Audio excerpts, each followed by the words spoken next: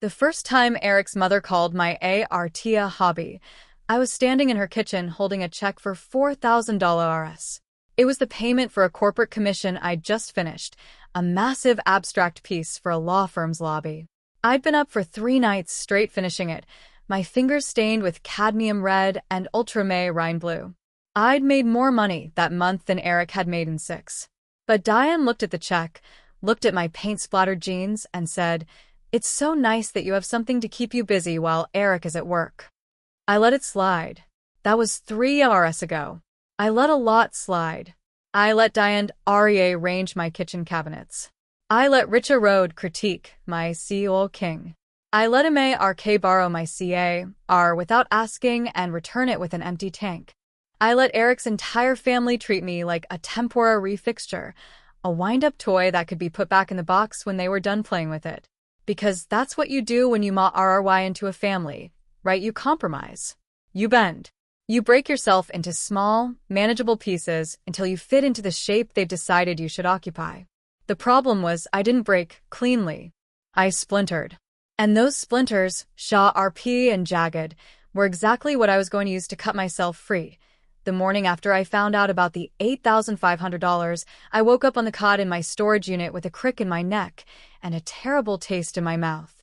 The fluorescent lights buzzed overhead, flickering like a dying insect. I'd spent the night on the same cot I'd used for college dorm room naps, the thin mattress doing nothing to cushion the concrete floor. I sat up and looked around at my world. Canvases stacked against the walls like tombstones. Paint tubes scattered across a folding table. A single hot plate and a mini fridge that hummed and rattled. This was it. This was my life now. I checked my phone. 17 missed calls from Eric. 42 text messages, all variations of the same thing. Where are you? Come home. We can fix this. My mom didn't mean it. Mark is sorry. Mark wasn't sorry. Mark had spent my money at a casino, which meant he'd lost it. No one walks out of a casino with $8,500 in cash at 4 a.m. unless they're a professional gambler, and Mark was not a professional gambler. He was a guy who'd been fired from 3 jobs in 2 years, who'd borrowed money from everyone he knew, who'd been using his parents as a personal ATM for so long he'd forgotten how to use his own wallet. The $8,500 was gone. It had evaporated into the neon haze of a slot machine or a poker table, or maybe it had been swallowed by a bookie with a baseball bat. I didn't know, and I didn't see. What I read about was that the money was gone, and the family's response was to gaslight me into believing it had never existed. I called my bank again. I'd filed the dispute, but Brenda from the fraud department had been right. Without a police report, I was dead in the water. The ATM footage was grainy, and Mark had worn a hoodie. The PIN had been entered. As far as the bank was concerned, I'd made a withdrawal and was now having buyer's remorse. I had the police report, but Sergeant Miller had been honest with me. "These cases are tough," he'd said. "It's your word against his. Unless he confesses or we find a smoking gun, it's going to be an uphill battle." I hung up the phone and read at the wall. The smoking gun. I didn't have a smoking gun. What I had was a storage unit and a dream that was rooting to feel like a delusion. But then I looked at my hands. They were shaking, but they were steady enough. I picked up a brush. I squeezed out some paint, and root to work. The painting I'd uploaded to the portfolio site, The Extraction, had been a gamble. I'd painted it months before, in a frenzy of frustration after Diane had told me I should consider something more practical than ART. The woman in the painting was me, or at least a version of me. She was pulling a thorn from her palm, her face twisted with pain but her eyes blazing with defiance. The colors were dark, moody, aggressive. It wasn't the kind of work I usually sold. It was too personal, too raw. But I'd uploaded it anyway because what else did I have left? For 2 weeks, nothing happened. The painting sat on the portfolio site, gathering digital dust. I checked it obsessively, refreshing the page every hour, hoping for a notification. Nothing. I root to lose hope. I root to think maybe Diane was right. Maybe I was just a woman in a storage unit, drawing pictures that no one wanted. Maybe the only thing I was good for was being a cautionary retail for other artists who thought they could make it. But on the 21st day, the notification came. A private message from a gallery owner in New York. Her name was Angela Reyes. She'd been curating a show called Emerging Voices, Stories of Transformation, and she'd stumbled across my painting during a late-night browsing session. She said it spoke to her. She said it was visceral and urgent. She asked if I had more work. She asked if I was willing to talk. I replied within 10 seconds. Yes. We talked on the phone for 3 hours. Angela had a raspy voice, the kind of voice that came from years of smoking and late nights in galleries. She asked me about my influences. She asked me about my process. And then she asked me about the painting. She asked what it meant. I told her the truth. I told her about the storage unit.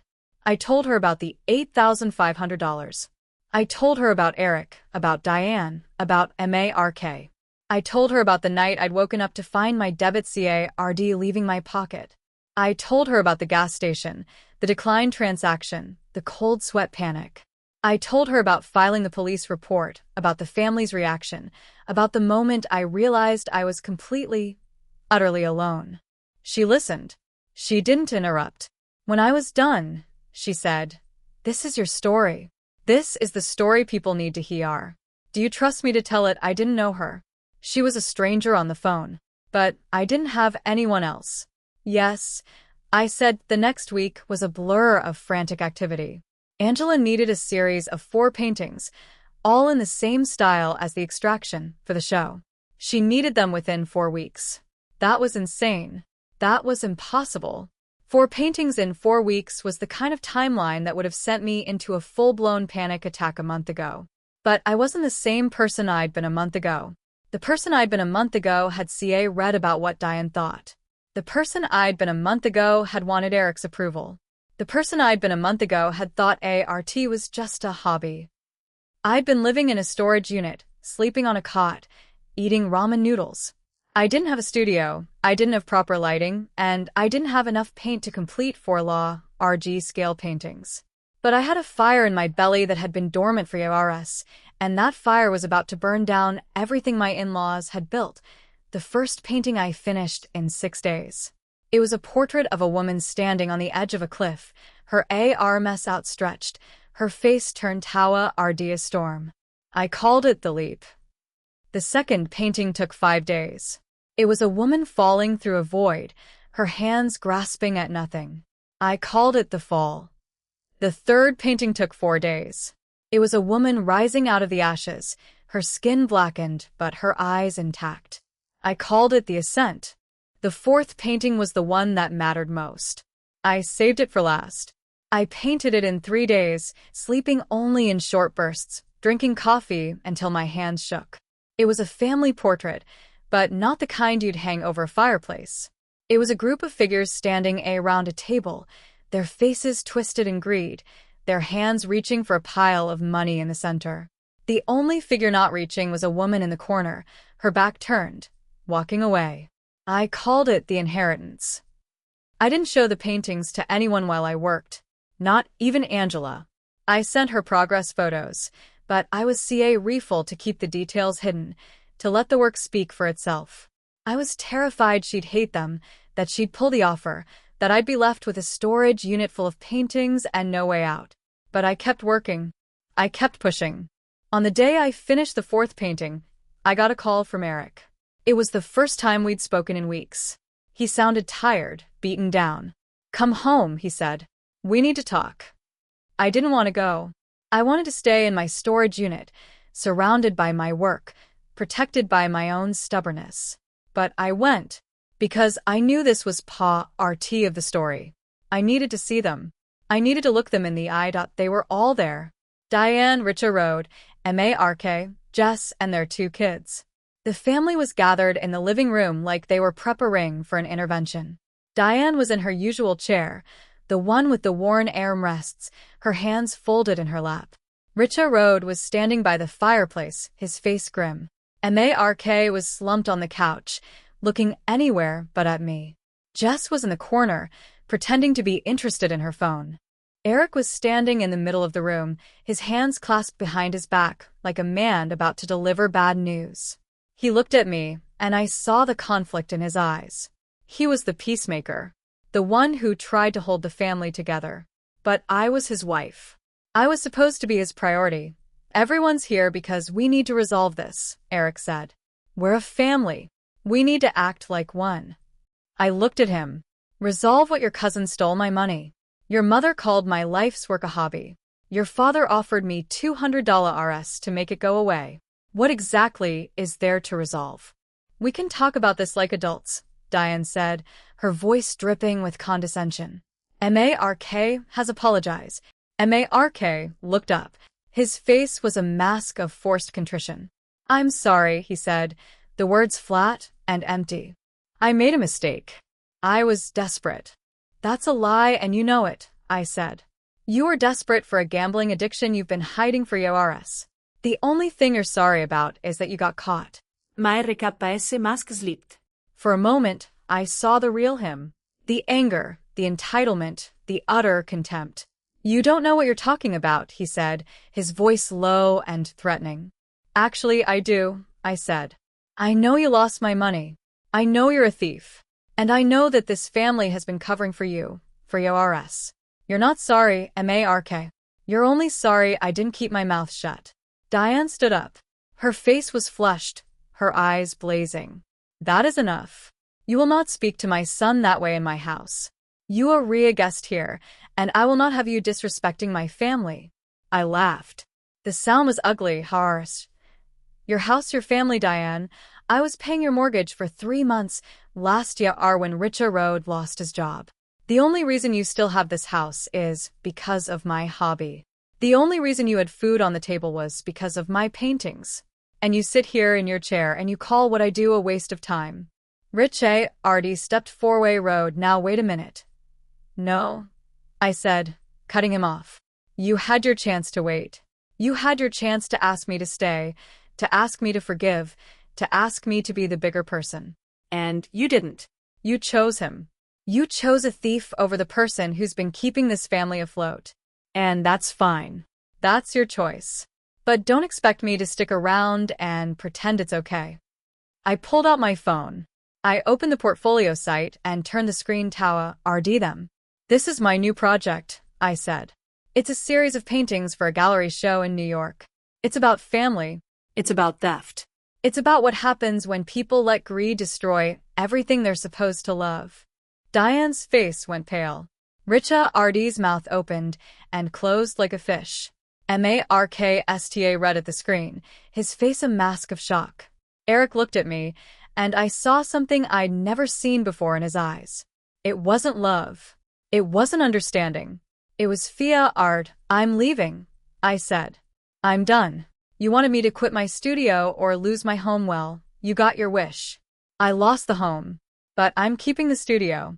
And I'm never coming back. I turned and walked out the door. I didn't look back. I didn't need to.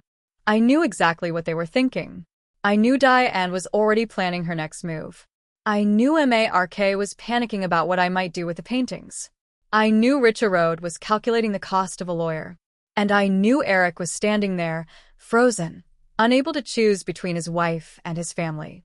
The door slammed behind me. The sound was like a gunshot.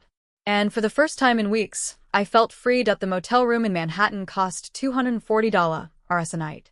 I know that number because I counted every single dollar in my bank account the morning after I left Eric's parents' house.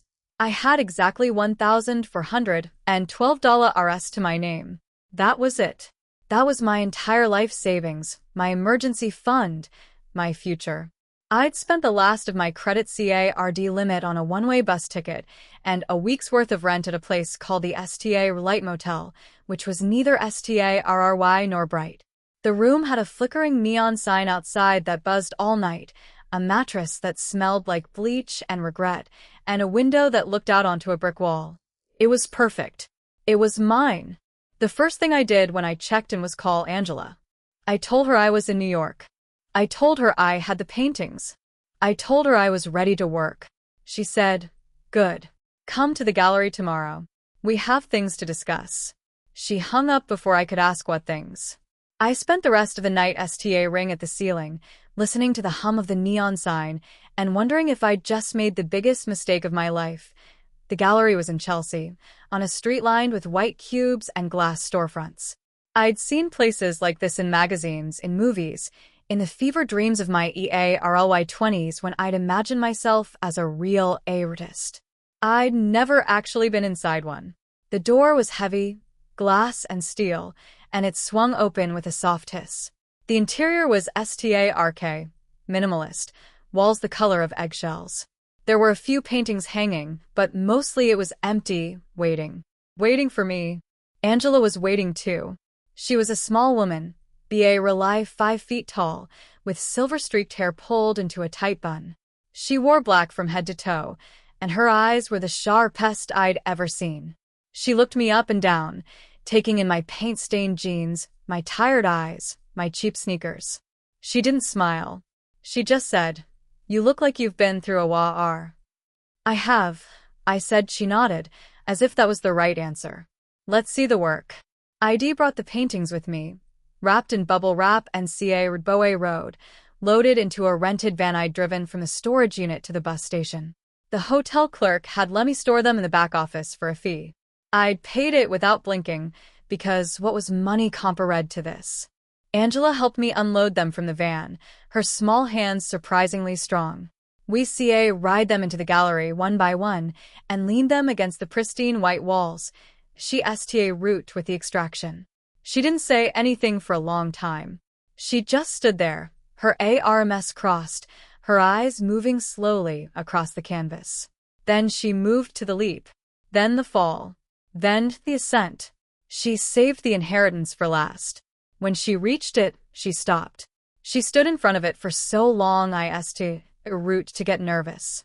I root to worry she hated it. I root to wonder if I'd made a huge mistake, coming here, thinking I was good enough. Then she turned to me, and I saw something in her eyes I hadn't expected. It wasn't approval. It wasn't admiration. It was recognition. "This is the one," she said. "This is the painting that's going to sell out the show." I read at her. What? She pointed at the inheritance. "This is the story people need to see. The greed, the desperation, the family ring itself over money. It's not just your story. It's everyone's story. Every person who walks into this gallery will see themselves in this painting. They'll see their own family, their own fights, their own losses, and they'll want to own it. They'll want to take it home and hang it on their wall as a reminder of what they survived." I didn't know what to say. I'd painted the inheritance in a fugue state, fueled by rage and exhaustion and a desperate need to exorcise the ghosts of my in-laws. I hadn't thought about what it would mean to anyone else. I just painted it, because I had to. Because if I didn't, I would have exploded. Angela put her hand on my shoulder. "We're going to make you a star," she said. "But first, we need to talk about your story. The real one. The one you're going to tell the press." The press. I hadn't thought about the press. I'd been so focused on the paintings, on getting them done, on just surviving, that I hadn't considered what would happen after. Angela explained it to me over coffee at a tiny cafe around the corner. The show was called Reclamation, and it was part of a series of exhibitions highlighting emerging artists from non-traditional backgrounds. The press would be there. The critics would be there. Collectors would be there. And they'd all want to know one thing. Who was I, and why did my paintings matter? "I'll tell them the truth," I said. "About Mark. About the money. About the family." Angela shook her head. "No. That's the tabloid version. We need the elevated version. We need to talk about resilience, about transformation, about taking something broken and making it beautiful. We can mention the theft, but we keep it vague. A personal betrayal, an unexpected turning point. We don't give them names. We don't give them specifics. We let the paintings do the heavy lifting." I thought about that. I thought about Diane sitting in her chair calling my art a hobby. I thought about Mark, his hand in my pocket, stealing my future. I thought about Eric, standing in the middle of the room, frozen in place. They deserved to be exposed. They deserved to be shamed. But Angela was right. If I told the story the way I wanted to tell it, I'd just be another bitter woman airing her family's dirty laundry. The paintings were the real story. The paintings were the thing that would last. Okay, I said. We keep it vague. Angela nodded. Good. Now, the next thing we need to talk about is the elephant in the room. Your husband. I flinched. What about him? He's been calling the gallery. Twice yesterday. 3 times this morning. He wants to know where you are. He says it's urgent. I felt my stomach drop. Eric. I hadn't spoken to him since the night I'd left. I turned off my phone, blocked his number, cut off all contact. I'd told myself it was the only way. I'd told myself I needed space, needed time to focus on the show, needed to prove to myself that I could do this on my own. But he rang that he was looking for me, that he was trying to find me. It made everything feel more real, more complicated. Tell him I'm not here, I said. Tell him I'm busy. Tell him I'll call him when I'm ready. Angela gave me a long, sea urchin look. You can't run forever, she said. I know, I said. But I can run for now. The next few weeks were a blur of preparation. Angela and I worked side by side, hanging the paintings, tweaking the lighting, perfecting the flow of the exhibition. She introduced me to her team, a small group of people who treated me with a respect I hadn't known I'd been craving. They didn't ask about my family. They didn't ask about my past. They just looked at my work and said, "This is good." And it was good. It was better than good. It was the best work I'd ever done. The paintings hung on the walls like windows into another world, a world where women rose from ashes and thieves got their comeuppance and families fell apart and rebuilt themselves into something new. I stood in the middle of the gallery, surrounded by my own creations, and I felt something I hadn't felt in years. I felt proud, but the pride was tempered by anxiety. The show was 3 days away. I hadn't slept in a week. I'd been surviving on coffee and adrenaline, my hands shaking from exhaustion and anticipation. I'd been checking my phone obsessively, waiting for something. A sign. A message. A sign that everything would be okay. And then, 2 days before the show, I got the call that it was from a lawyer. Not mine. Richard R's. He'd hired a lawyer, a man named Gerald Fitzpatrick, who spoke in the kind of smooth, oily voice that made my skin crawl. Gerald told me that my in-laws were considering legal action. They were claiming defamation. They were claiming that the paintings in the show were a direct and malicious portrayal of their family, that I was intentionally using my art to damage their reputation. They wanted the paintings removed. They wanted an apology. They wanted damages. I laughed. It was a hollow, bitter sound. They're claiming defamation on what grounds the paintings are abstract. They don't mention names. They don't even look like them. The lady protests too much, methinks, Gerald said, his voice dripping with false charm. My clients are prepared to file an injunction to prevent the exhibition from opening. This will be a messy affair, with depositions and discovery and all sorts of unpleasantness. I'm sure you'd rather avoid that. I felt my blood run cold. An injunction. They could actually shut down the show. They could take away everything I'd worked for. They could destroy my career before it even sta root. I called Angela. I told her what was happening. She listened, her face growing darker with every word. When I was done, she said, "This is going to be a problem. We can't open the show if there's a legal cloud hanging over it. The collectors won't touch it. The press won't touch it. We'll be dead in the water." Then what do? I asked. My voice cracked. I was so tired, so red, so close to breaking. Angela was silent for a long moment. Then she said, "I need to make a call. Wait here." She disappeared into her office. I sat in the gallery, surrounded by my paintings, and I felt the walls closing in. Idi começou a fare. I'd survived so much. And now, just when I thought I'd made it, they were coming for me again. They were trying to take everything away, just like they'd taken the money, just like they'd taken my home, just like they'd taken my dignity. When Angela came back, her face was unreadable. "I just got off the phone with my lawyer," she said. "He says we have a case. The paintings a reworks of fiction. They don't depict real people. The family has no standing. But that's not the issue. What's the issue? I asked, my voice a rely above a whisper. The issue is time, she said. An injunction can be filed fast. Faster than we can fight it. If they file tomorrow morning, the show is done. We won't be able to open. I felt my heart sink. So that's it. They win. Angela shook her head. Not yet. There's another option. What option? She met my eyes. We open tonight. A private preview. I'll invite the collectors. I'll invite the press. We'll do it in secret, just a few hours from now. By the time your in-laws file their injunction, the paintings will already be on the walls. The work will already be seen. The story will already be out. I read at her. Tonight. In a few hours. I wasn't ready. The show wasn't ready. The lighting wasn't perfect. The labels weren't finished. I hadn't practiced my speech, my artist talk, the thing I was supposed to say to the people who came to see my work. But there wasn't time.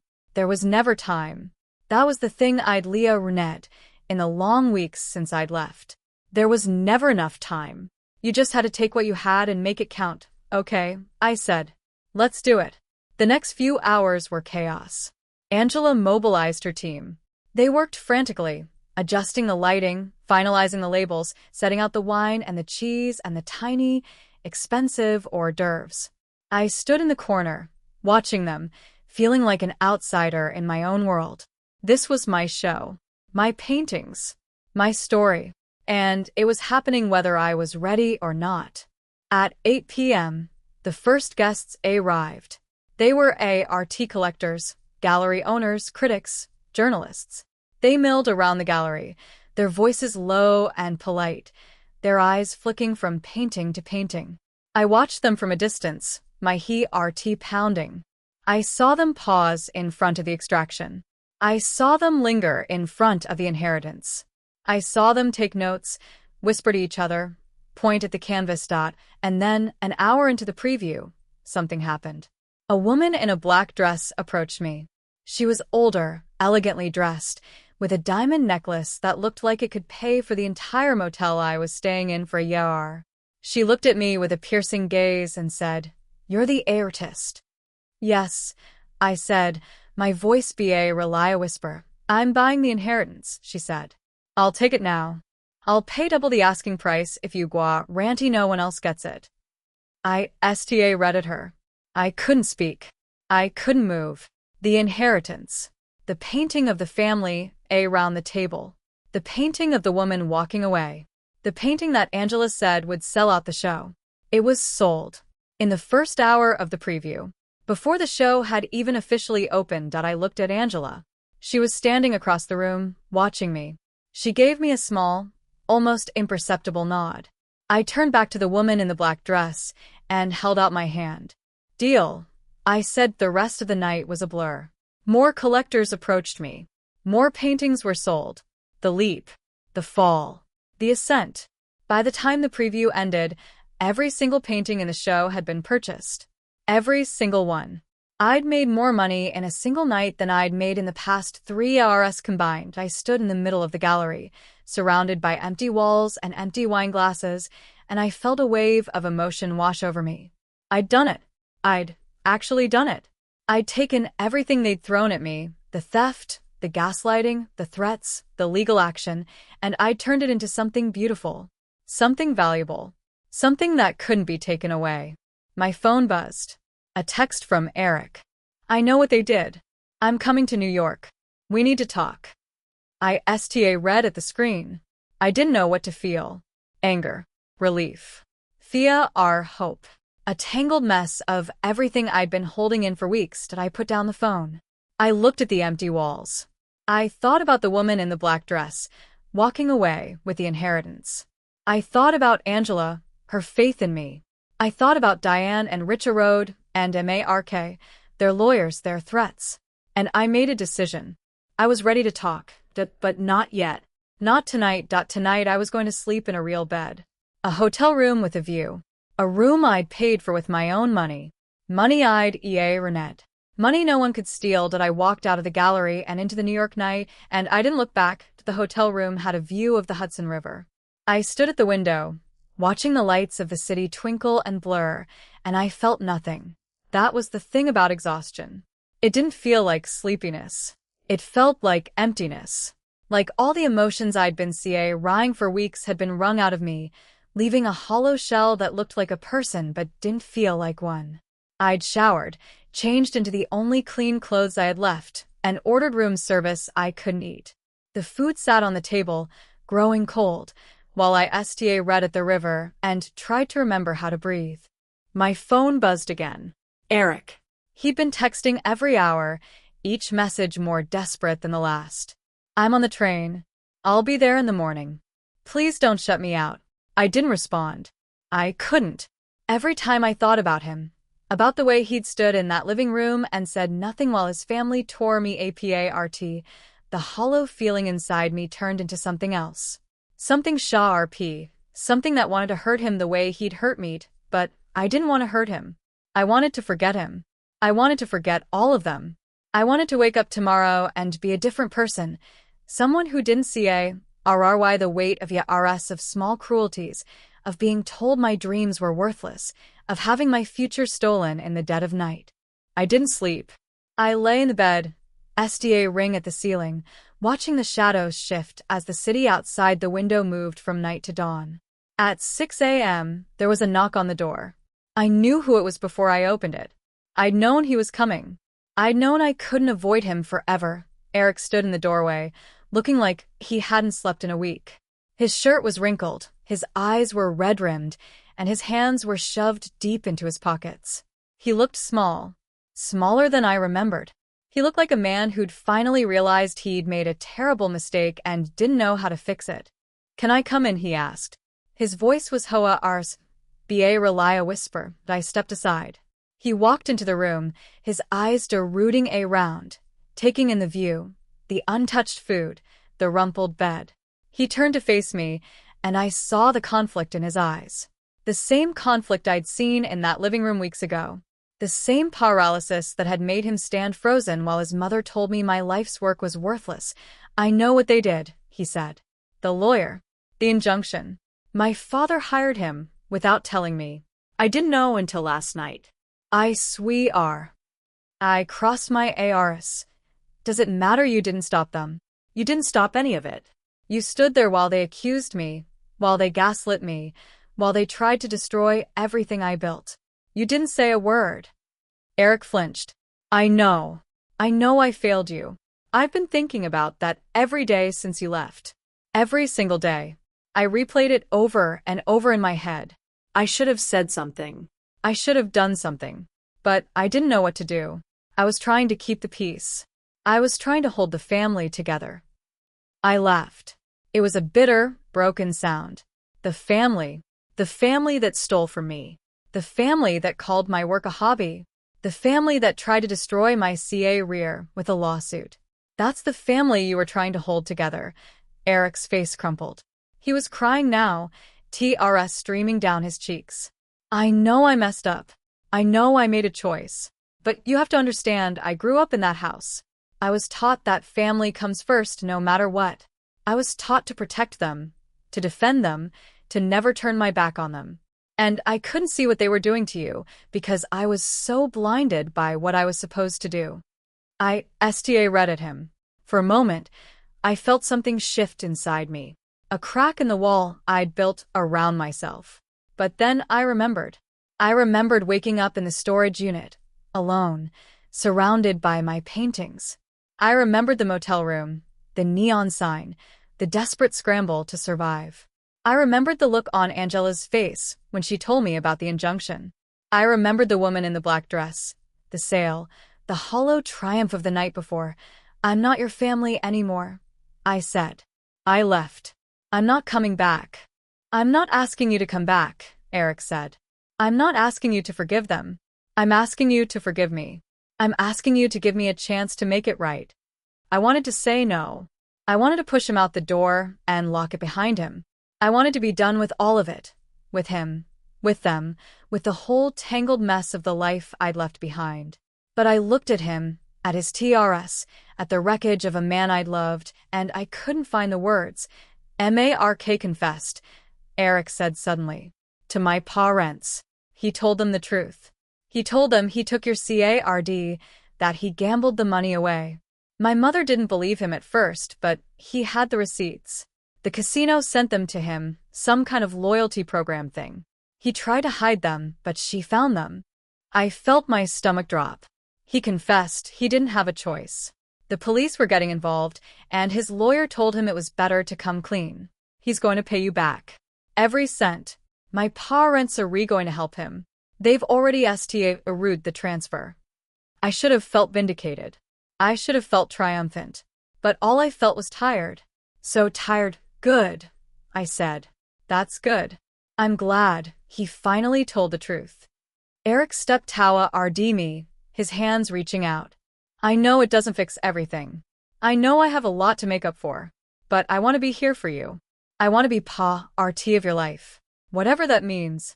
I'll move to New York if that's what you want. I'll leave my job. I'll do whatever it takes.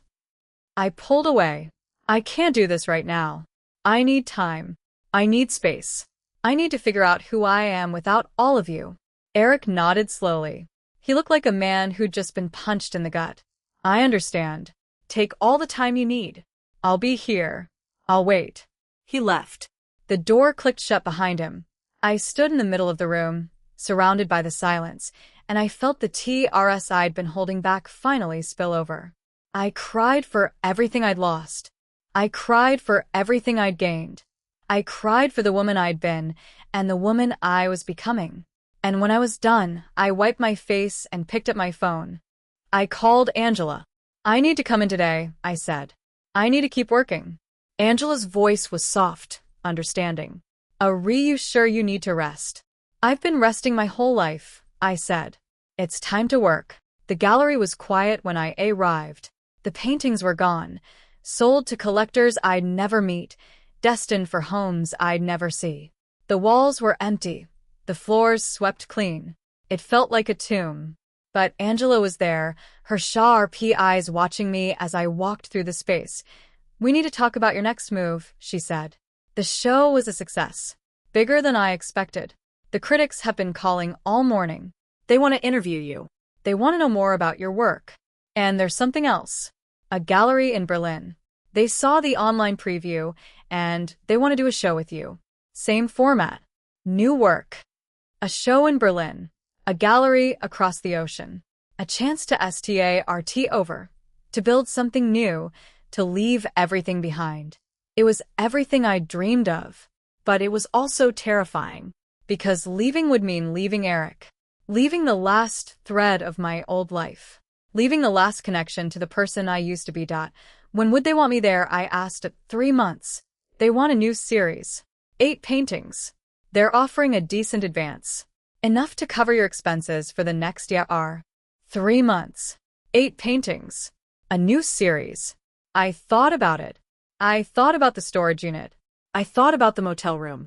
I thought about the woman in the black dress, walking away with the inheritance. And I made a decision. Tell them yes, I said. I'll do it. Angela smiled. It was a re-expression on her face, and it changed everything. She looked almost proud. I'll make the arrangements. But there's one other thing you need to know. I braced myself. What? Your in-laws called this morning. Your mother-in-law, specifically. She wants to speak with you. She says she wants to apologize. She says she wants to make things right. I felt a surge of anger, hot and immediate. Diane. Apologize. The words didn't even seem to belong in the same sentence. Diane had never apologized for anything in her life. She'd been wrong about 1,000 things, but she'd always found a way to twist the narrative until she was the victim, the martyr, the innocent parodied. She can apologize to my lawyer, I said. I don't want to speak to her. I don't want to speak to any of them. Angela nodded. I thought you'd say that. I'll handle it. But later that night, alone in my hotel room, I couldn't stop thinking about it. Diane wanted to apologize. Diane wanted to make things right. It didn't make any sense. Diane was incapable of admitting she was wrong. It was one of the few things I'd ever been certain of. So, why was she calling? What had changed? I thought about it all night. I thought about it as the city moved outside my window. I thought about it as the sun rose over the river. And by morning, I'd made a decision that I was going to call her back, that not because I wanted to forgive her, not because I wanted to reconcile, but because I needed to hear what she had to say. I needed to understand. I needed to know if she was sincere, or if this was just another manipulation, another attempt to control me. That I dialed her number. It rang twice before she picked up. Her voice was softer than I remembered. Hesitant. Almost frightened. "Hello," she said. "It's me," I said. "You wanted to talk." I don't know how to say this, Diane said. Her voice cracked on the last word, and I realized with a jolt that she was crying. Diane never cried. Diane was the one who made other people cry. She was the one who delivered emotional body blows with a smile, who could cut you down to size with a single raised eyebrow. Hearing her like this, vulnerable and uncertain, felt like watching a building collapse in slow motion. Then start at the beginning, I said. "What do you want?" "I want to apologize," she said. "Really apologize. Not the way I did before, where I said sorry, but I didn't mean it. I mean a real apology. I was wrong about everything. About you, about your art, about Mark. I've been thinking about it every day since you left. I can't sleep. I can't eat. I keep replaying everything I said to you, and I can't believe I was so cruel." I didn't respond. I wanted to believe her. A part of me, the part that had been desperate for her approval for yours, wanted to throw my arms around her and tell her it was all okay. But that part had been beaten down and buried so deep I recognized it anymore. "I know you don't trust me," she continued. "I don't blame you. I wouldn't trust me either. But I have to tell you something. Something I should have told you years ago." I waited. The silence stretched between us, heavy and thick. "I was married before Richard Road," she said finally. "It was a long time ago, before you were even born. He was an artist, a painter. We were young, and I thought I was in love. He was so passionate, so dedicated to his work. He would spend days in his studio, painting, and I would bring him food and coffee, and I would watch him work. I thought it was beautiful. I thought I was supporting him. My heartsta route to beat faster. I'd never heard any of this before. Eric had never mentioned it. Richard Road had never mentioned it. As far as I knew, Diane had only been with Richard Road, her high school sweetheart, the man she'd married and stayed with for 40 years. "What happened?" I asked. "He left me," Diane said. Her voice was flat, empty. "One day, he just packed up his things and left. Said he needed to focus on his art, that I was a distraction, that he couldn't be with someone who didn't understand him." I was devastated. I'd given up everything for him. My job, my family, my friends, everything. And he just walked away like I didn't matter. I felt a chill run down my spine. This was why she'd been so hostile. This was why she'd always dismissed my art, my work, my dreams. It wasn't about me at all. It was about him. The artist who had broken her heart. "I'm not him," I said. "I know," Diane said. "I know that now. But I couldn't see it then. Every time I looked at you, I saw him. Every time you talked about your studio, your commissions, your dreams, I heard his voice. I hated you for it. I hated you because you reminded me of everything I'd lost." The words hung in the air. I tried to process them, to make sense of the story she'd just told me. It explained so much, but it didn't excuse anything. It didn't excuse the gaslighting, the manipulation, the cruelty. It didn't excuse standing by while her son stole from me. "I'm sorry for what I put you through," Diane said. "I'm sorry for taking Mark's side. I'm sorry for calling your work a hobby. I'm sorry for letting you leave. I was wrong about everything, and I want to make it right. Whatever you need, I'll do it. I'll sell the house. I'll give you the money. I'll do whatever it takes to make you understand how sorry I am." I sat down on the bed. My hands were shaking. This was the last thing I'd expected. Diane, the woman who had never shown me an ounce of RMTH, was admitting she'd been wrong. It was too much. It was too fast. I couldn't process it. I need time, I said. I can't just forgive you because you told me a story. I can't just pretend everything is fine. You hurt me. You hurt me in ways I'm still trying to understand. I need time to figure out what that means. I understand, she said. Take all the time you need. But please, let me try. Let me prove to you that I can be better. That I want to be better. I hung up the phone. I read at the wall. And then I root to laugh. It was hysterical, uncontrolled laughter. Because this was so absurd.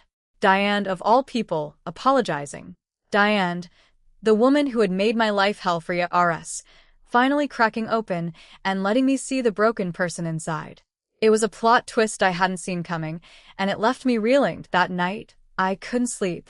I walked the streets of New York, my feet rying me without direction. I passed the gallery, dark and empty. I passed the motel, its neon sign flickering. I passed the river, its surface reflecting the lights of the city. I thought about Diane. I thought about the story she'd told me. I thought about the artist who'd broken her heart and the way she'd let that pain poison everything she touched. I understood it, I realized. I understood the anger, the bitterness, the need to control. Because I'd felt it too. When Mark stole my money, when Eric stood by and did nothing, when the whole family turned against me, I'd felt the same thing Diane had felt when her artist left her. Betrayal. Rage. The desperate need to make someone pay. But I'd chosen a different path. I'd channeled my pain into something beautiful. I'd used it to create, not destroy. And that was the difference between us. At the morning of the show, I got another call. This time it was Richard Road. He spoke in a slow, measured voice, his usual calm demeanor tinged with something I'd never heard from him before. Humility. I know Diane already called you, he said. But I wanted to call too. I want to apologize. I should have stood up for you. I should have told Diane she was wrong. I should have made Mark give the money back. But I didn't, and I'm sorry. You never liked me, I said. It wasn't an accusation. It was an observation. I never gave you a chance, Richard Road admitted. Diane, she's been carrying this baggage for so long. She didn't know how to let it go. And I just wanted peace. I didn't want to rock the boat. I didn't want to cause trouble. So I let her bully you, and I let Mark steal from you, and I let you leave. And I've been living with that guilt every day since. I didn't know what to say. I'd spent so long hating them, building walls, protecting myself. Hearing them apologize, hearing them admit they were wrong, it made me feel unmoored, like the ground had shifted under my feet. Mark is going to prison, Richard Road said suddenly. Not for what he did to you. For something else. He was involved in a gambling ring. The police arrested him last night. He's looking at a few years, maybe more. Diane and I, we're devastated. But we also know it's something he has to face. We can't protect him anymore. I felt a cold shock run through me. Prison. Mark was going to prison. It was more than I'd ever expected. More than I'd ever hoped for. But it didn't make me feel happy. It just made me feel tired. What do you want from me? I asked. Why are you telling me this? I want you to know we're taking responsibility, Richard Road said. We're not trying to make excuses. We're not trying to get you to forgive us. We just want you to know that we see what we did, and we're going to spend the rest of our lives trying to make it right. I took a deep breath. Thank you for telling me, I said. I appreciate it, but I can't promise anything. I need to focus on my work, on rebuilding my life. I can't why your guilt for you. I understand, Richard Road said. Take of yourself, Ellie. He hung up. I stood in the gallery, surrounded by the empty walls, and I felt something shift inside me. A door opening. A window cracking. The first breath of fresh air after being trapped in a dark room for years. The show was a success. More than a success. It was a phenomenon. Critics raved. Collectors clamored. My name was everywhere in magazines, on websites, on social media.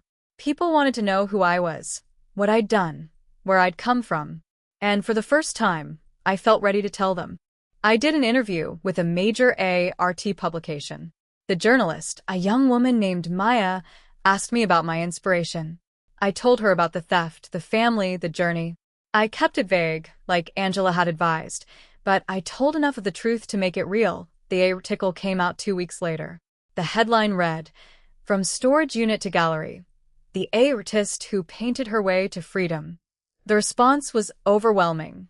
People from all over the world reached out to me, sharing their own stories of betrayal and resilience. I wasn't just an artist anymore. I was a symbol. I was proof that you could take something broken and turn it into something beautiful. Eric called me after the article came out. He was proud of me, he said. He'd read it 3 times, he said. He was still waiting, he said. He was still hoping. I told him I needed more time. And I meant it. But I also knew that things were changing. The anger was fading. The pain was dulling. And in its place, something new was growing. Something that felt like possibility. Something that felt like hope. The Berlin Gallery confirmed the show. ISTA Root, working on the new series. 8 paintings. 3 months. A new story to tell. And I found myself thinking, for the first time, about what kind of story I wanted to tell next. The first painting in the Berlin series came to me in a dream. I was standing in a field of broken glass, barefoot, unable to move.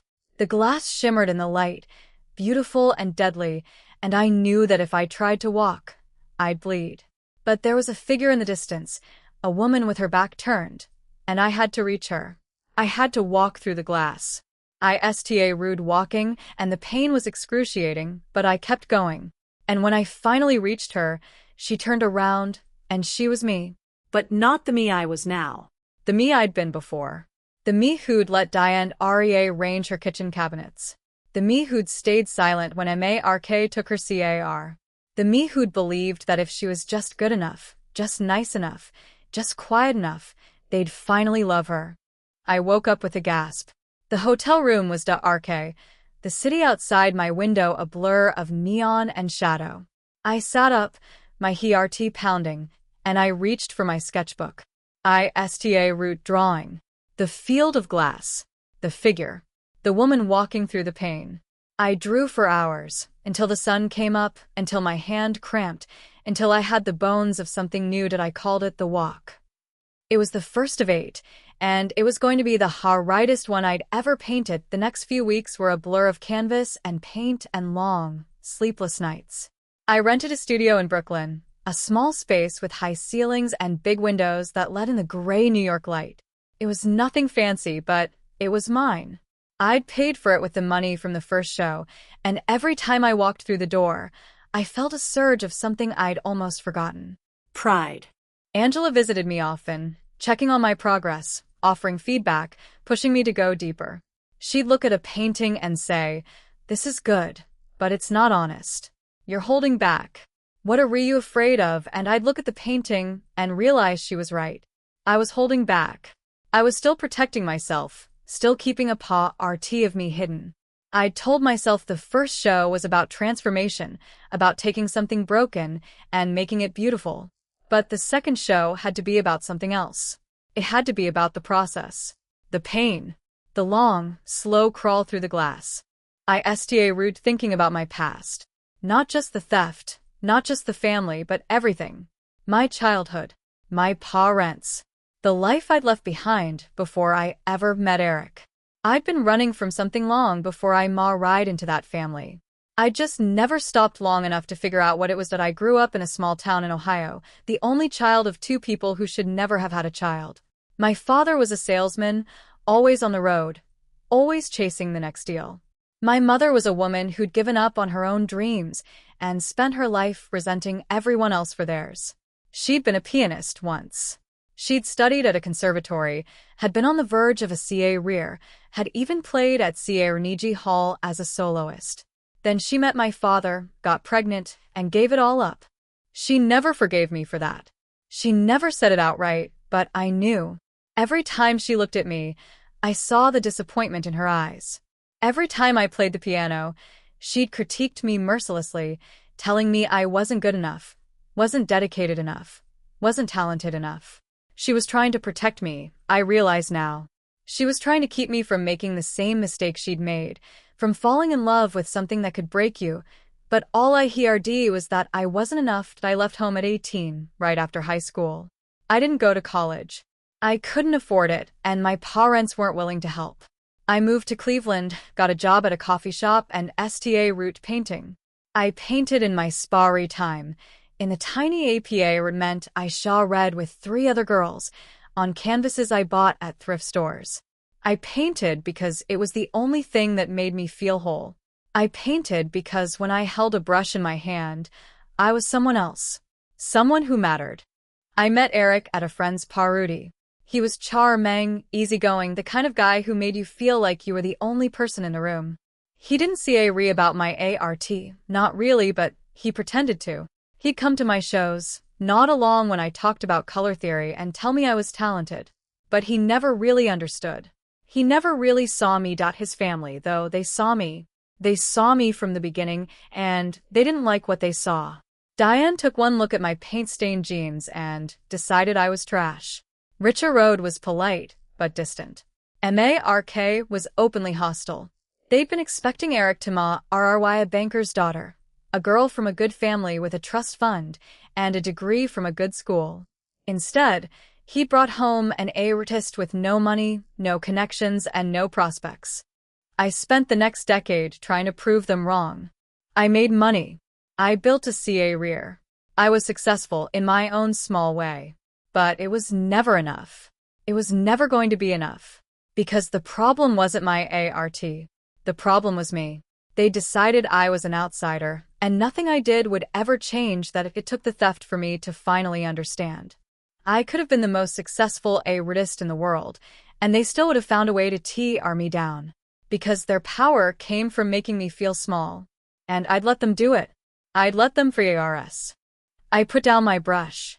The canvas in front of me was a mess, a tangle of colors and shapes that didn't cohere. I'd been working on the walk for 2 weeks, and I still couldn't get it right. I kept thinking about my mother, about the look on her face when she told me I'd never be a real artist. I kept thinking about Diane, about the way she dismissed my entire life's work as a hobby. I kept thinking about all the women who told me I wasn't enough, and I realized that I'd been ring their voices in my head for years. I had to let them go. I had to silence them. Because as long as I was painting for their approval, I'd never be freed. I picked up my brush. I root over. I painted the field of glass, but this time I painted it differently. I painted it not as a place of pain, but as a place of transformation. The glass wasn't a trap. It was a choice. You could walk through it and bleed, or you could stay where you were and never move. 4-way road. I painted the woman in the distance. I painted her not as a version of me, but as a version of the woman I wanted to become. Strong. Fearless. Unbroken. It took me 3 days. I didn't eat. Slept. I just painted. And when I was done, I stepped back and looked at what I'd created. It was the best thing I'd ever done. Angela came to see it the next day.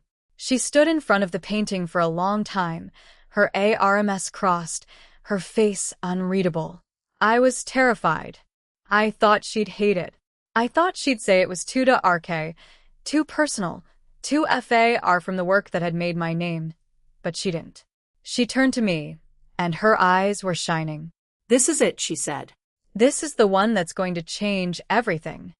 I felt a surge of relief, so intense, I almost collapsed. Really, this isn't just a painting, Ellie. This is a statement. This is you saying, I walked through the fire, and I came out the other side. People are going to see themselves in this. They're going to see their own struggles, their own fears, their own courage. And they're going to want to be part of it. I hugged her. I'd never hugged her before, but I did then. I held on tight, and she held me back, and for a moment, I felt like I wasn't alone. The next few weeks were a frenzy of activity. I finished the rest of the series, each painting more intense than the last. The second painting was called The Turning. It was a woman looking back at the life she'd left behind, her face half in shadow. The third was called The Rising. It was a woman emerging from a pool of darkness, her arms outstretched. The fourth was called the claiming.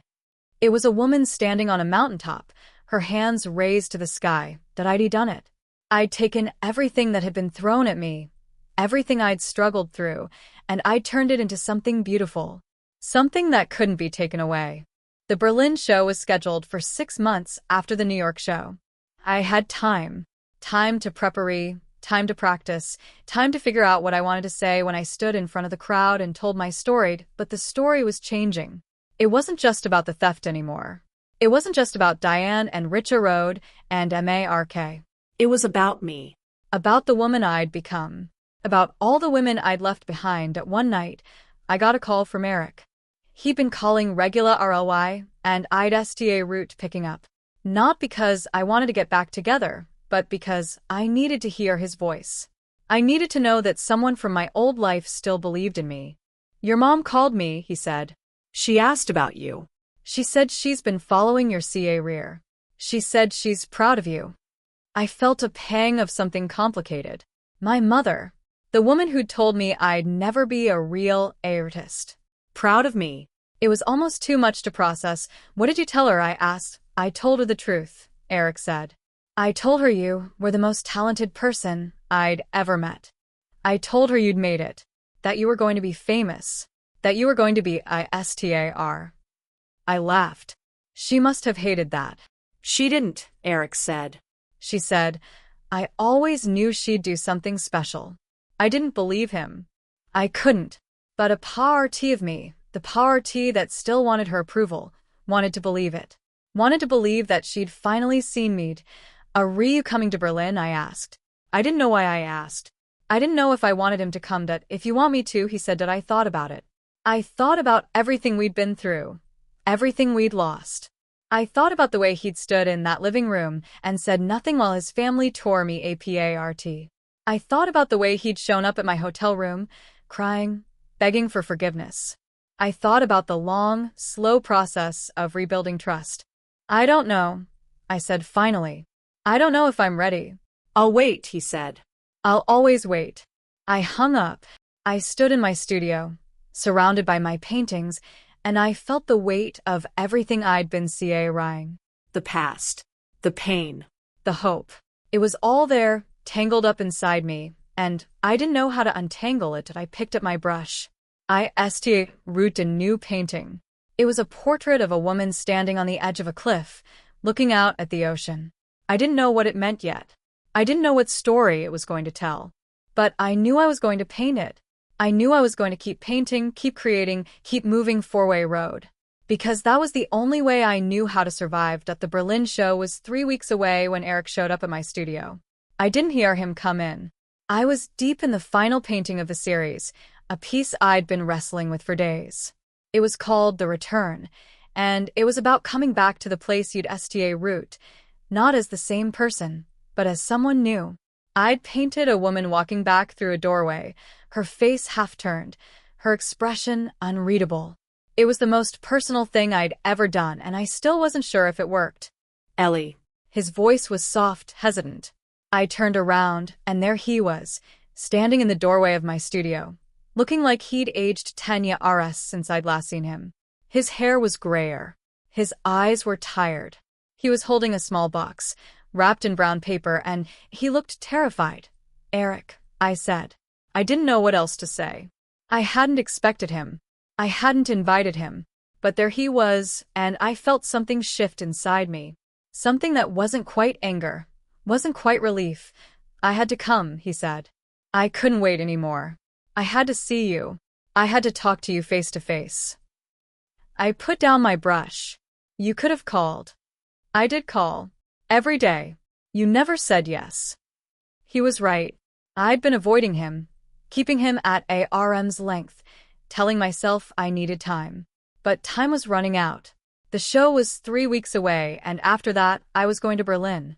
I was going to be even further away, even more unreachable. And I realized with a start that I didn't want that.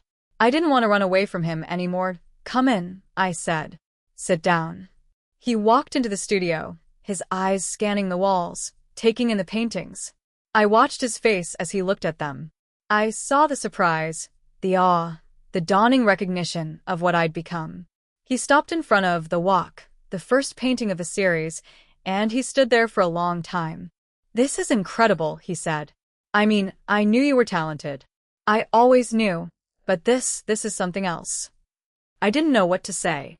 I'd been waiting for Yaris to hear him say something like that, to see him truly see me. And now that it was happening, I didn't know how to feel. Part of me was glad. Part of me was angry. Why hadn't he seen it before? Why hadn't he fought for me before? "I brought you something," he said. He held out the box. "I know it's not enough. I know nothing can make up for what happened. But I wanted you to have this." I took the box. I unwrapped it carefully, my hands trembling slightly. Inside was a small wooden frame, handmade, with a photograph inside. It was a picture of us, from our wedding day. We were so young, so hopeful, so sure that everything was going to be perfect.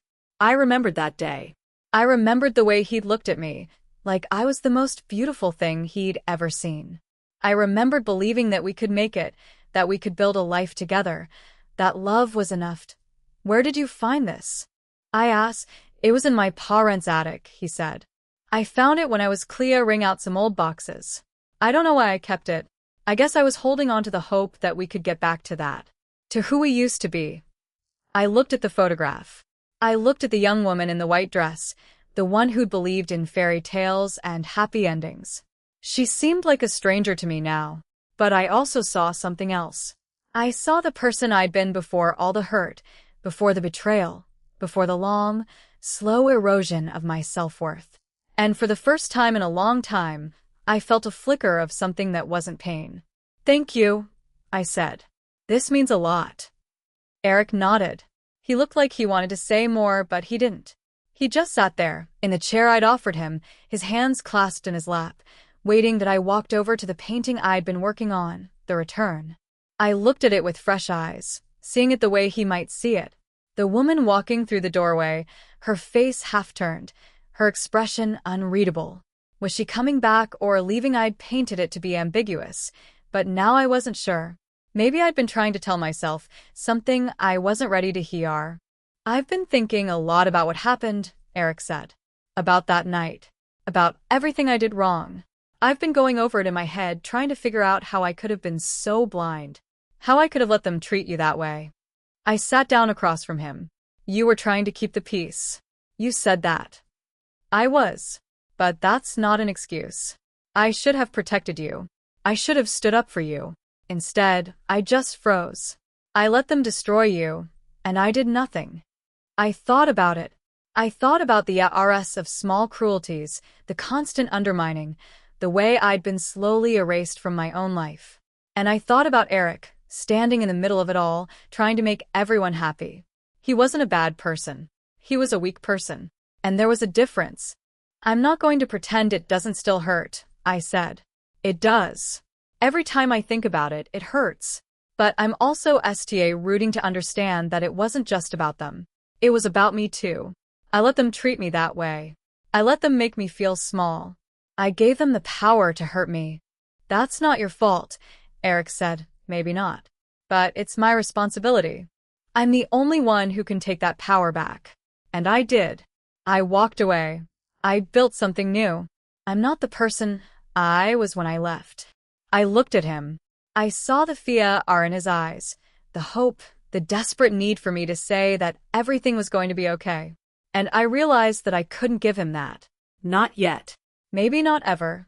I'm not ready to come back," I said. "I don't know if I ever will be. But I'm ready to stop running. I'm ready to figure out what comes next." Eric nodded. He looked like he'd been expecting that, like he'd been preparing himself for the worst. "I understand.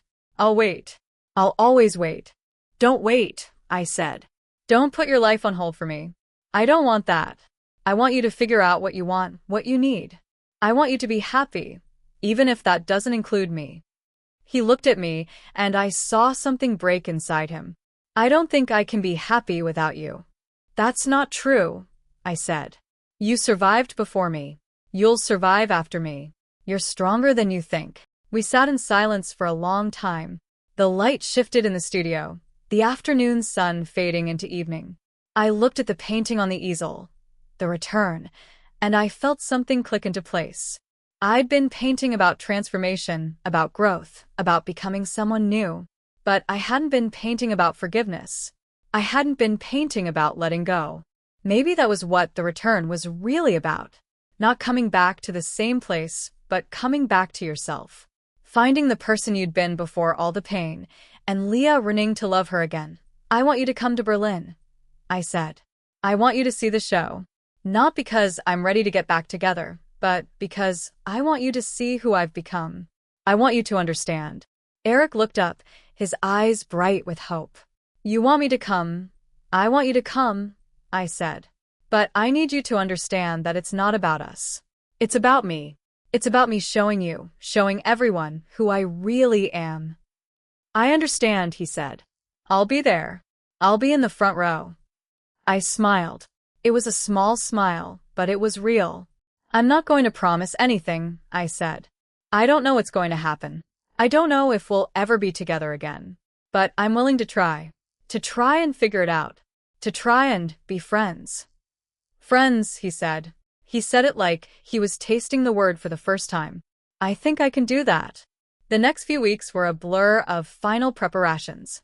I finished The Return. I packed the paintings. I booked my flight. And I STA route to feel something I hadn't felt in a long time. Excitement. The day before I left, I got a call from Diane. She'd been calling regular RLY, checking in, trying to make amends. I'd STA route taking her calls, slowly, cautiously. She'd been better. She'd been genuinely apologetic. She'd even offered to come to Berlin, to see the show, to show her support. Are you nervous? She asked. A little. I admitted. It's a big deal. Berlin is a huge ART market. If this show goes well, it could change everything. It will go well, she said. I've seen your work. It's extraordinary. You're extraordinary. I didn't know what to say. Diane, the woman who'd called my life's work a hobby, was telling me I was extraordinary. It was almost too much to process. Thank you, I said. That means a lot. I'm sorry for everything I put you through, she said. I know I've said it before, but I mean it. I was wrong. About everything. And I'm going to spend the rest of my life trying to make it right. I appreciate that, I said. I really do. We talked for a little longer. She told me about Mark, about the trial, about how he was facing serious jail time. She told me about Richer Road, about how he'd been struggling with the guilt. She told me about her own journey, the therapy she'd STA route, the realizations she'd had. She was trying. She was actually trying. When I hung up, I felt a weight lift off my shoulders. I wasn't ready to forgive her completely. I wasn't ready to trust her. But I was ready to move four-way road. I was ready to stop wrying the anger. I looked at the painting on my easel, The Return. I'd finished it, but I realized now that it wasn't done. It would never be done. It was a living thing like me, constantly evolving, constantly changing. That was the beauty of ART. That was the beauty of life, that I picked up my brush. I added a few strokes to the painting, a subtle shift in the light, a shadow where there hadn't been one before. And I smiled, because I knew now that the story wasn't over. It was just beginning. The plane touched down in Berlin at 7 a.m. local time. I'd never been to Europe before. I'd never been anywhere, really. My entire life had been a series of small circles, moving from Ohio to Cleveland to Eric's parents' house to a storage unit to a motel in Manhattan. I'd never had the money or the freedom to just go. But now I had both, and as I stepped off the plane and into the sleek, sterile airport, I felt like I was stepping into a different world. The gallery was in Mitt, a neighborhood that felt like it had been designed for people like me.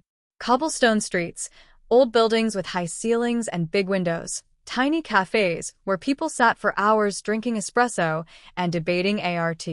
My contact, a woman named Petra, met me at the airport. She was tall, blonde, with the kind of effortless elegance that made me feel like a grubby child in comparison. She spoke perfect English, her voice clipped and professional. Your work arrived yesterday, she said. We've STA route hanging it. I think you'll be pleased with the layout. Thank you, I said. I'm looking forward to seeing it. She drove me to the gallery in a small electric car that hummed softly through the Berlin streets. I watched the city pass by, a blur of graffiti and history and life. I thought about the journey that had brought me here. The theft. The betrayal. The long, lonely nights in the storage unit. The frantic scramble to finish the paintings. The triumph of the first show. And now this. Berlin. A city that had no idea who I was, but was about to find out. The gallery was on a quiet street, tucked between a bookstore and a cafe. It was smaller than the one in New York, more intimate. The walls were brick, exposed and rough, and the light was warm and golden. My paintings were already up, 6 of the 8, the final 2 waiting in crates. I walked through the space, looking at my work with fresh eyes. It looked different here, in this new context. It looked like it belonged. This is beautiful, I said. You've done an amazing job. Petra smiled. It was a small smile, but it was genuine. The work speaks for itself. I think you're going to be very successful here. I spent the rest of the day in the gallery, helping with the final installations. I adjusted the lighting, moved a few pieces, made small tweaks that only I would notice.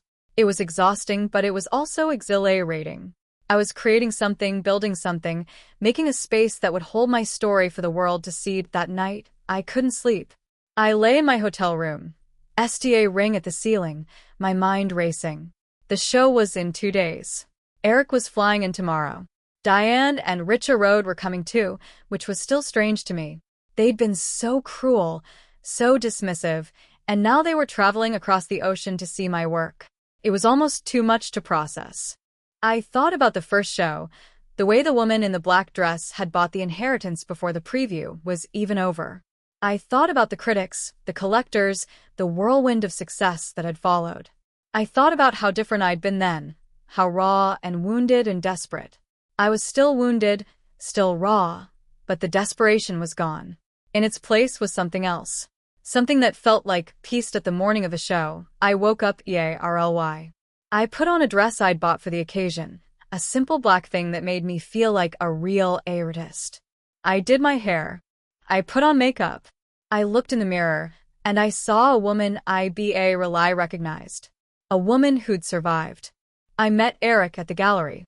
He was standing outside, looking nervous, holding a small bouquet of flowers. He looked different too. Cleaner, somehow. More put together. Like he'd finally figured out how to take care of himself. These are for you, he said, holding out the flowers. I know it's not much, but I wanted to bring you something. I took the flowers. Thank you. They're beautiful. We stood there for a moment, awkward and uncertain. I wanted to say something, to bridge the gap between us, but I didn't know how. So I just smiled and said, "Come on, I'll show you around." I gave him the tour of the gallery. I showed him each painting, explaining the meaning behind it, the story it told. He listened intently, asking questions, offering thoughtful observations. It was the first time we'd talked like this, really talked, without the weight of our history pressing down on us. The show opened at 7 p.m. The gallery filled up quickly, a mix of art lovers, collectors, critics, and curious strangers. I stood in the corner, watching them, feeling a familiar flutter of anxiety. What if they hated it? What if it was a disaster? What if this was the moment my luck ran out? But then Angela Ape read, her sharp eyes finding mine across the room. She gave me a small nod, a gesture of confidence. And I felt the anxiety fade, replaced by something stronger. Believed the first person to approach me was a man in his 60s, with silver hair and a kind face. He introduced himself as Klaus, a curator from a NEARBY museum. He told me he'd been following my work since the New York show. He told me he thought it was extraordinary. He told me he wanted to feature it in an upcoming exhibition. I almost fell over. A museum. A real museum. This was beyond anything I'd ever imagined. I'd be honored. I said, my voice be a whisper. He smiled. The honor would be mine. Your work speaks to something deep and universal. It's the kind of art that changes people. The rest of the evening was a blur. More people approached me, more compliments, more offers. By the end of the night, every single painting in the show had been sold. Every single one. I stood in the middle of the gallery, surrounded by empty walls and empty glasses, and I felt a wave of emotion wash over me. I'd done it. Again. I'd actually done it. Eric came up to me, his face full of wonder. "You did it," he said. "You actually did it." I did, I said. And for the first time, I believed it. Later that night, after the gallery had clear read out, I walked through the empty space. I looked at the walls, now, waiting for the next day artist's work.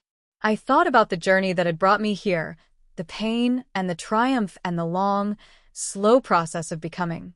I thought about Diane's apology, Eric's patience, the strange, unexpected forgiveness that had crept into my life. I thought about the future, wide open and full of possibility. I walked outside. The Berlin night was cool and quiet. The stars were out, faint against the glow of the city. I stood there for a long time, breathing in the air, feeling the weight of everything I'd been seeing. Rhine finally begin to lift, and then I saw them. Diane and Richa Road, standing across the street, waiting. They looked nervous, uncertain, like they weren't sure if they were welcome. I walked over to them. "You came," I said. "We wanted to see the show," Diane said. "We wanted to see you." I looked at her. I saw the apology in her eyes, the regret, the desperate need to make things right. And I realized, with a start, that I believed her. I believed that she was sorry. I believed that she wanted to change. "Thank you," I said. "That means a lot." We stood there in the quiet street, the four of us, a family that had been broken and was slowly, tentatively, trying to put itself back together. It wasn't perfect. It would never be perfect. But it was a start, and that was enough. That we went to a cafe, a tiny place around the corner that served the best coffee I'd ever tasted. We sat at a small table, talking about the show, about the future, about the things we'd all been seeing. It was strange, being with them like this, without the anger and the hurt between us. But it was also good. It was the beginning of something new. At the end of the night, Eric walked me back to my hotel. We stood outside the door, the city quiet around us. "I'm proud of you," he said. "I know I've said it before, but I mean it. I'm so proud of you." "Thank you," I said. "That means everything." He looked at me, and I saw the hope in his eyes, the desperate need for me to say that everything was going to be okay. And I realized that I couldn't give him that. Not yet. Maybe not ever. "I'm not ready to come back," I said. "But I'm ready to try. To try and figure out what comes next." Eric nodded. "I understand. I'll wait. I'll always wait." "Don't wait," I said. "Don't put your life on hold for me. I don't want that. I want you to be happy, even if that doesn't include me." "I can't be happy without you," he said. "That's not true," I said. "You survived before me. You'll survive after me. You're stronger than you think." He reached out and took my hand. I didn't pull away. I let him hold it, let myself feel the warmth of his touch. "I'll be here," he said. "Whenever you're ready." I smiled. It was a real smile, the kind I hadn't felt in years. "I know," I said. "That's what I'm counting on." I walked into the hotel, leaving him standing in the night. I went up to my room, closed the door, and sat on the bed. I looked at the painting I'd brought with me, a small sketch I'd done on the plane. It was a woman standing on a mountaintop, her arms outstretched, her face turned toward the sun. It wasn't finished. It would never be finished. But that was okay, because the journey was the point, the process, the long, slow climb. I picked up my phone. I called Angela. "It's done," I said. "The show was a success." "I know," she said. "I've been getting calls all night." "You're the talk of the town, Ellie." "You're the talk of the whole art world." I laughed. I didn't believe her. I didn't need to. What mattered was that I'd done it. I'd taken everything they'd thrown at me, and I'd turned it into something beautiful. I'd proven that I was more than the sum of my wounds. I was a survivor, an artist, a woman who'd walked through the fire and come out the other side. "Thank you," I said, "for everything." Thank yourself, Angela said. You're the one who did the work. You're the one who never gave up. I hung up the phone. I looked out the window at the Berlin night, the lights twinkling in the distance. I thought about the journey that had brought me here. The pain, the triumph, the long, slow process of becoming Dot. And I smiled. Because I knew now that the story wasn't over. It was just beginning to the final painting of the Berlin series sold for an amount I still couldn't say out loud without feeling like I was lying. It was a private sale, arranged through Petra, to a collector who wanted to remain anonymous. I didn't ask who. I didn't want to know. What mattered was that the painting was gone, off to some unseen wall in some unseen home, and I was left with the money and the memory and the strange, hollow feeling of letting something go. I stayed in Berlin for 2 weeks after the show. I walked the streets, visited the museums, ate pastries at cafes I'd never heard of. I was alone most of the time, but it wasn't a lonely alone. It was a peaceful alone. The kind that comes when you've finally stopped running and sta root breathing. Eric flew back to the States after the opening night. He'd wanted to stay longer, but I'd asked him to go. I needed space. I needed to figure out who I was without him around, without the weight of his expectations pressing down on me. He'd understood. Or at least he'd pretended to. He'd kissed me on the cheek, told me he'd be waiting, and walked away. I didn't know if I'd ever be ready to go back to him. I didn't know if I wanted to. But I knew I wasn't ready to make that decision yet. I needed more time, more space, more of myself. It was a rainy afternoon when I got the call from my mother. I'd been sitting in a cafe, sketching in my notebook, when my phone buzzed. I almost didn't answer it. We hadn't spoken in years, not really. She'd sent a few texts after the New York show, brief and awkward, but we'd never had a real conversation. I didn't know what to say to her. I didn't know if there was anything left to say. Ellie, her voice was small, uncertain. It was the voice of a woman who'd spent decades building walls and was now trying to figure out how to tear them down. Mom, I said. I didn't know what else to call her. She'd never felt like a mother, not really. She'd always felt like a stranger who happened to live in the same house. I saw the article, she said. The one about your show. They said you sold all your paintings. They said you're going to be famous. I don't know about famous, I said. But the show was successful. She was quiet for a moment. I could hear her breathing on the other end of the line, shallow and uneven. I'm proud of you, she said. I know I never said that before. I know I never said a lot of things. But I'm proud of you. I felt a lump form in my throat. I'd been waiting my whole life to hear those words, and now that they were here, they felt foreign. Wrong. Like they belonged to someone else's story. Why now? I asked. Why are you calling me now? Because I'm dying, she said. The words hit me like a physical blow.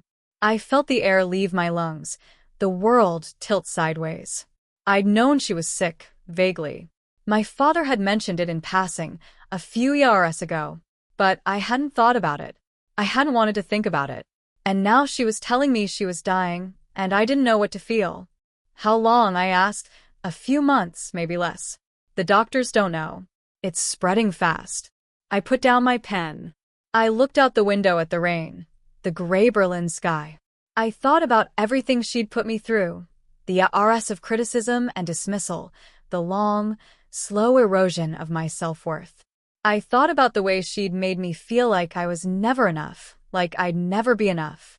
And I thought about the woman I'd become, the artist I'd become, in spite of all of it. I'll come, I said. I'll come see you. She sta root crying. I heard it, the soft, muffled sobs, and I felt something crack inside me. Something that had been frozen for a long time. Thank you, she said. Thank you, Ellie. I flew back to Ohio the next day. The house I grew up in looked smaller than I remembered, shabbier. The paint was peeling, the porch sagging. My father opened the door, and he looked old, older than I'd ever seen him. He hugged me, a brief, awkward embrace, and then he led me inside. My mother was in the living room, in a hospital bed they'd set up by the window. She was thin, so thin, her skin stretched tight over her bones. Her hair was gone, lost to the chemo. She looked fragile, breakable, like a bird that had fallen from its nest. She opened her eyes when I walked in. She smiled. It was a weak smile, but it was real. You came, she said. I said I would. She reached out her hand. I took it. Her fingers were cold. The bones shot RP under her skin. I sat down next to her, and we just looked at each other for a long time. I was a terrible mother, she said. I know that. I've known it for a long time. I just never knew how to be anything else. You tried, I said. It wasn't a lie, exactly. She had tried, in her own broken way. She just hadn't known how. I wanted to protect you, she said. I wanted to keep you from making the same mistakes I made. But I didn't protect you. I just hurt you. And I'm so sorry. I squeezed her hand. I know you, Ari. We talked for hours. She told me about her life, her dreams, the things she'd given up. She told me about the music she'd once loved, the concerts she'd played, the career she'd thrown away for a man who hadn't been worth it. She told me about the regret that had followed her every day, the bitterness that had eaten her alive. And I listened. I listened to everything she said, and for the first time, I saw her as more than a villain. I saw her as a woman who'd been broken, who'd never figured out how to put herself back together. Before I left, she asked me to play for her. The piano was still there, in the corner of the living room, dusty and out of tune. I sat down at the bench, my hands hovering over the keys. I hadn't played in yet, not really. I'd been so focused on painting, I'd forgotten what music felt like that I sta root to play. It wasn't good, not really. My fingers were clumsy, the notes flat and uneven. But my mother closed her eyes, and a smile spread across her face. A real smile, the kind I'd never seen on her before. Thank you, she whispered. Thank you for this. I stayed in Ohio for a week. I visited her every day, watching her fade, piece by piece. I held her hand. I talked to her. I played for her. And when she finally slipped away, I was there. I was holding her hand, and she was looking at me, and she said, I'm proud of you, Ellie. I always was. She died that night. I didn't cry. I couldn't. I just sat there, holding her hand, feeling the RMTH drain out of her. I felt a strange mix of relief and sadness, a sense that something had ended, and something else was beginning. I went back to New York after the funeral. I walked into my studio, and I looked at the empty easel, the blank canvas waiting for me. I thought about everything I'd been through, everything I'd survived. The theft. The betrayal. The long, lonely climb. And I realized that the story wasn't about revenge. It wasn't about proving them wrong. It was about finding my way back to myself. I picked up my brush. I sta root to paint. I painted a woman standing on a mountaintop, her arms outstretched, her face turned tawa RD the sun. It was the same image I'd sketched on the plane to Berlin, but this time it was different. This time, the woman wasn't looking four-way road. She was looking back. She was looking at the path she'd taken, the struggles she'd overcome, the person she'd left behind. I called it the homecoming. When I finished, I stood back and looked at it. I felt a sense of peace wash over me. It was over. The anger, the pain, the desperate need for validation. It was all over. I'd finally found what I'd been looking for. The next morning, I got a call from Eric. He'd heard about my mother. He'd been following my journey from Alpha, waiting for the right moment to reach out. He asked if I was okay. He asked if I needed anything. I need to see you, I said. I need to talk to you. He flew in that night. We met at a small cafe in Brooklyn, the kind of place that felt like it belonged to someone else's life. We sat across from each other, and I looked at him, really looked at him, and I saw something I hadn't seen before. A man who'd made mistakes, who'd been weak and blind and foolish, but who'd also grown, who'd changed. I'm not ready to come back, I said. But I'm ready to stop running. I'm ready to figure out what comes next. He reached across the table and took my hand. I can wait, he said. I can wait as long as it takes. No, I said. No more waiting. No more putting your life on hold for me. I want you to live your life. I want you to be happy. And if we're meant to be together, we'll find our way back to each other. But not because we're waiting. Because we're choosing. He looked at me, and I saw the hope in his eyes. It was a different kind of hope this time. Not the desperate need for things to go back to the way they were, but the quiet certainty that whatever happened, it would be okay. Okay, he said. I can do that. We sat there for a long time, talking about nothing and everything. And when I walked away that night, I didn't feel the familiar ache of leaving him behind. I felt something else. Something that felt like freedom that the painting, The Homecoming, sold the next week. It went to a private collector, someone who'd read my story and wanted a piece of it. I didn't ask who. I didn't want to know. That what mattered was that I'd painted it. What mattered was that I'd let it go, that I walked through the empty gallery, the walls and waiting for the next artist's work. I thought about the journey that had brought me here. The pain, the triumph, the long, slow process of becoming. And I smiled, because I knew now that the story wasn't over. It was still being written, and I was the one holding the pen.